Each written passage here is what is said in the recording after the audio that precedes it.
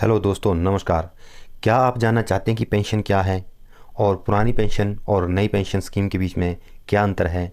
यदि आप इसके बारे में जानना चाहते हैं तो इस वीडियो को ध्यान से देखें और इनके बीच में क्या अंतर है इन्हें भी ध्यान से देखें। अगर आपको अच्छा लगता है तो अन्य दोस्तों के साथ ज़रूर शेयर करें। तो सबसे पहले हम लोग बात करते हैं कि पेंशन क्या है। पेंशन एक निधि या कोष है जिसमें किसी कर्मचारी के रोजगार के वर्षों के दौरान राशि जोड़ी जाती है, जिससे कर्मचारी की सेवानिवृत्ति के बाद राशि निकालकर कर्मचारी को आवधिक भुगतान किया जाता है।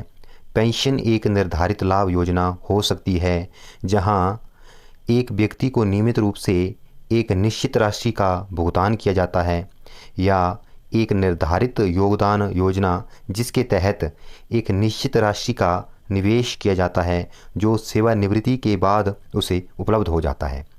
अंतर्राष्ट्रीय श्रम संगठन के अनुसार सरकार या रोजगार देने वाला नियोक्ता की तरफ से पेंशन कोई एहसान नहीं, ध्यान से सुने, कि पेंशन कोई एहसान नहीं बल्कि यह वेतन का ही हिस्सा है जो कर्मचारी को सेवा के दौरान नहीं दिया जाता है। देखो, सेवा के दौरान नहीं दिया जाता है।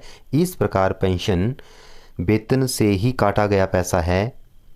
भारत का सर्वोच्च न्यायालय भी इस बात को प्रमाणित करता है, मतलब कि हमारा जो सुप्रीम कोर्ट है वो भी इस बात की पुष्टि करता है। ठीक है, अब हम बात करते हैं पुरानी पेंशन OPS एवं नई पेंशन NPS में क्या अंतर है। देखिए, इस वीडियो के अंदर हमने और हमारी टीम ने 14 मुख्य तुलनात्मक पहलुओं के ऊपर विचार विमर्श किया है। तो सबसे पहला जो तुलनात्मक पहलू है वो है कटौती। वेतन से कटौती नहीं होती, प्रतिमाह 10% कटौती। जैसा कि इससे साफ जाहिर होता है कि यहाँ पे OPS में हमारी वेतन से कोई भी कटौती नहीं होती है, लेकिन NPS में प्रतिमाह जो वो हमारे वेतन से 10% काटा जाता है। साफ साफ जाहिर है कि पेंशन लेने के लिए हमारे वेतन से कोई भी कटौती नहीं होती, किसमें? OPS में, और इसमें 10% पर माह जो वो कटौती होती है। ठीक है, अगले तुलनात्मक पहलू की बात करते हैं GPF। ठीक है, जो हमारे पास GPF की सुविधा है वो OPS में GPF की सुविधा है और NPS में GPF की सुविधा नहीं है। तीसरे तुलनात्मक पहलू की बात करते हैं गारंटेड पेंशन। ठीक है, सेवानिवृत्ति के समय मूल वेतन की राशि पर गारंटेड पेंशन का प्रावधान है। जैसे कि आप सभी जानते हैं कि जब कोई व्यक्ति रिटायर होता है तो रिटायरमेंट के समय पर जो उसका मूल वेतन होता है उसके आधार पर गारंटेड पेंशन का प्रावधान है, जो कि आप सभी लोग जानते हैं। अप्रोक्सीमेटली जो उसका लास्ट सैलरी होता है उसका लगभग 50% के आसपास से बनता है। जबकि NPS के अंदर ये जो हमारा नई पेंशन सिस्टम है इसमें गारंटेड पेंशन तो पहली बात है ही नहीं। दूसरे बिंदु की बात करें तो पेंशन निश्चित नहीं है। पेंशन जो है लास्ट में बहुत सारे लोगों को बहुत कम लग रही है। तीसरी बात, शेयर मार्केट व बीमा कंपनी पर निर्भर करती है कि वो कितनी उस व्यक्ति को पेंशन लगानी है। जितना उस व्यक्ति का पैसा जमा होगा उस ब्याज के आधार पर उसे पेंशन सिर्फ मिलती है। अगले तुलनात्मक पहलू की बात करें, ये है महंगाई भत्ता DA और पे कमीशन। सरकार द्वारा देय DA की बढ़ोतरी जो है समय समय पर होती रहती है। मतलब किसी व्यक्ति को यदि पेंशन लगी है तो जब सरकार DA बढ़ाती है, DNS अलाउंसेस को जब बढ़ाती है तो उसकी पेंशन में भी वृद्धि होती है। और पे कमीशन लागू होता है इसमें। जैसे मान लो अभी जो पे कमीशन जो है वो लागू होगा तो जिन व्यक्तियों को पुरानी पेंशन के अंतर्गत जो लोग आते हैं तो उन लोगों की जो पेंशन है वो बढ़ जाएगी पे कमीशन के अनुसार, क्योंकि पे कमीशन उस पर लागू होता है। अब बात करते हैं NPS की। तो NPS में DA का कोई असर नहीं पड़ता, ना तो उससे DA से कोई बढ़ोतरी होती है, ना तो इसमें कोई लेन देन है, क्योंकि ये कंपनी जो है वो पेंशन को दे रही है। पे कमीशन इस पर कोई लागू नहीं होता, तो हमारी सैलरी जो पेंशन है उस पर कोई असर नहीं पड़ता। ना तो DA का असर पड़ता है, ना पे कमीशन का कोई असर पड़ता है। अगले पहलू के ऊपर बात करते हैं स्वैच्छिक सेवानिवृत्ति पर पेंशन। OPS के अंदर पूरी पेंशन का प्रावधान है CCS रूल 1972 के अनुसार, जबकि NPS में कुल NPS राशि जो होगी उसके अकाउंट में जमा होगी, पर 20% का नगद मिल जाएगा और उसके बाद शेष जो 80% उसकी राशि बचेगी जो उसने उसके अकाउंट में जमा है ठीक है, उस राशि का जो ब्याज होगा उस ब्याज के जो होगा वो पेंशन के रूप में मिलेगा। ठीक है, अगली बात करते हैं पारिवारिक पेंशन का प्रावधान। सेवा काल में मृत्यु होने पर परिवार के लिए पारिवारिक पेंशन है, किसमें, ओपीएस में, लेकिन एनपीएस में पारिवारिक पेंशन तो है ही नहीं। सेवा काल में मृत्यु होने पर कुल एनपीएस राशि मतलब उसके अकाउंट में जितनी भी राशि जमा होगी उसका 20% उसे नकद मिल जाएगा और 80% जो राशि होगी उसका जो ब्याज होगा वो उसे पेंशन के रूप में मिलेगी। मतलब कि उसी की जो राशि है जमा अकाउंट में उसका जो ब्याज मिलेगा वही उसे पेंशन के रूप में मिलेगा। अगले तुलनात्मक पहलू की बात करते हैं पेंशन प्रदानकर्ता। तो ओपीएस में राज्य सरकार व केंद्र सरकार, अगर राज्य सरकार का कर्मचारी है तो राज्य सरकार देगी, अगर केंद्र सरकार का कर्मचारी है तो उसे केंद्र सरकार पेंशन देगी।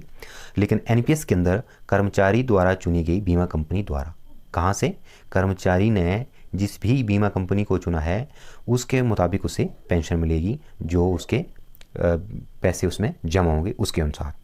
अगर बात करते हैं विवाद की, जैसे मान लो कोई डिस्प्यूट हो जाता है, कोई हमारी जो प्रॉब्लम है उसका हमें समाधान चाहिए, तो समस्या का समाधान जो है वो सरकार द्वारा किया जाएगा ओपीएस में, पुरानी पेंशन में, और एनपीएस में बीमा कंपनी द्वारा उसका समाधान किया जाएगा। मतलब कि हमें अपने जो पैसे हैं जो हमारे कंपनी में जमा है, अगर उसके संबंधित अगर हमारे को कोई प्रॉब्लम आती है तो उसके लिए हमें डायरेक्ट बीमा कंपनी से फ़ाइट करना पड़ेगा। और एक कांगड़ा का वीडियो वायरल हुआ है, उसमें इस वीडियो में बताया गया है कि उसका जो जमा पैसा था वो भी मतलब बहुत बार जो वो उसके साथ भी छेड़खानी हुई थी और सही पैसा उसे नहीं मिला था। ठीक है, तो उस वीडियो को भी आप लोग एनपीएस कांगड़ा में देख सकते हैं। अब बात करते हैं निकासी की। तो निकासी के लिए पुरानी पेंशन योजना में कर्मचारियों के लिए जीपीएफ से आसानी से आंशिक निकासी की सुविधा है उसकी ज़रूरत के मुताबिक। नई पेंशन योजना में कर्मचारी आंशिक निकासी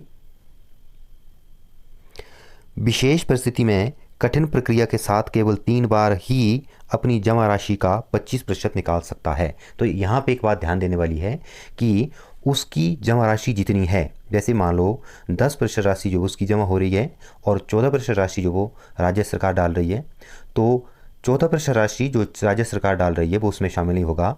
उसके द्वारा जितनी भी जमा राशि है, जो 10% राशि जो उसके द्वारा जमा है, सिर्फ उसी जमा राशि का 25% निकाल सकता है। मतलब कि 10% राशि के अनुसार उसके पास जितनी भी अकाउंट में जमा राशि होगी उसका 25% सिर्फ 3 बार निकाल सकता है। आयकर, सेवानिवृत्ति के समय जीपीएफ निकासी पर आयकर नहीं देना पड़ता। ठीक है, मतलब जीपीएफ के ऊपर कोई इनकम टैक्स नहीं देना पड़ता। पहले आयकर था, मतलब एनपीएस में अगर अपना पैसा हम लोग निकाल रहे हैं तो उसके ऊपर भी आयकर देना पड़ता था। अब संघर्ष के उपरांत 60% राशि पर आयकर नहीं देना पड़ता है। मतलब कि उसके जैसे मान लो सेवानिवृत्ति के दौरान जब उसकी सेवानिवृत्ति जब होती थी किसी भी एम्प्लॉय की, तो उसे जो 60% हिस्सा मिलता था उसके ऊपर भी आयकर देना पड़ता था। लेकिन ये अभी संघर्ष के उपरांत मतलब यूनियन ने जब सरकार के समक्ष ये विचार अपने रखे हैं तो ये अब बहाल कर दिया गया कि इस पर आयकर नहीं देना पड़ता। अब बात करते हैं ब्याज दर की। जीपीएफ पर निश्चित ब्याज दर होता है जो कि सरकार द्वारा निर्धारित किया जाता है, जबकि शेयर बाजार पर आधारित है एनपीएस। बाजार ऊपर तो ज़्यादा प्रॉफिट, कम तो कम प्रॉफिट। रिटर्न की इसमें कोई गारंटी नहीं कि कितना मिलेगा कितना नहीं मिलेगा, क्योंकि मान लो रिटायरमेंट के टाइम पे शेयर बाजार डाउन है तो उस कर्मचारी को उस शेयर बाजार डाउन का नुकसान उठाना पड़ेगा। अगले पॉइंट की बात करते हैं, वो है सेवा काल में मृत्यु पर पेंशन। ओपीएस में पत्नी को 10 वर्षों तक फुल पेंशन मिलती है यदि वो जीवित ना हो। मतलब कि अगर पत्नी उसकी जीवित नहीं है तो वो पेंशन जो वो बच्चों को मिलेगी। अगर बात करते हैं एनपीएस की, तो बीमा कंपनी द्वारा दी जाने वाली एन्युटी प्लान पर निर्भर करता है। ठीक है, मतलब इसमें पेंशन कुछ नहीं है, जो उसका पैसा जमा होगा उसके मुताबिक ही उसे ब्याज मिलेगा, वही उसकी पेंशन है, कुछ नहीं है। अब बात करते हैं एन्युटी। एन्युटी जीपीएफ में किसी भी प्रकार का इन्वेस्ट पेंशन के लिए नहीं करना पड़ता। मतलब कि जीपीएफ में किसी भी प्रकार की हमारी सैलरी से कुछ डिडक्शन नहीं होती है पेंशन के लिए, लेकिन सेवानिवृत्ति के समय एनपीएस फंड से 40% इन्वेस्ट पेंशन के लिए करना पड़ता है। तो इसमें जो है 40% जो राशि जमा होगी वो पेंशन फंड में चली जाएगी। उसके मुताबिक उस व्यक्ति को उस कर्मचारी को पेंशन लगेगी और 60% जो है जो उसकी जमा राशि है वो उसे मिल जाएगी, जो कि अब आयकर के दायरे में नहीं है, इससे पहले वो आयकर के दायरे में थी। अब बात करते हैं टैक्स की। ओपीएस में मिलने वाली धनराशि एवं ब्याज पर कोई टैक्स नहीं लगता, ठीक है। जबकि बात करें एनपीएस की, तो एनपीएस में जो राशि कर्मचारी को मिलती ही नहीं, उस पर भी टैक्स देना पड़ता है। हम लोग बात कर रहे हैं उस 14% की जो कि हमारी सैलरी में जोड़ा गया है, और उसके ऊपर हमें टैक्स देना पड़ेगा। दोस्तों, अभी हमने पुरानी पेंशन और नई पेंशन योजना के बीच में जो 14 मुख्य तुलनात्मक पहलू थे उनके बारे में विचार विमर्श किया। ये तुलनात्मक पहलू एनपीएससी टीम हिमाचल प्रदेश द्वारा डिस्कस किए गए हैं। यदि आप लोगों को लगता है कि कोई और तुलनात्मक पहलू है जिसके ऊपर विचार विमर्श करना चाहें, तो आप लोग निम्न दिए गए नंबरों पर या एनपीएससी टीम से आप संपर्क कर सकते हैं, ताकि हम उनके ऊपर डिस्कस कर सकें और वीडियो बना सकें।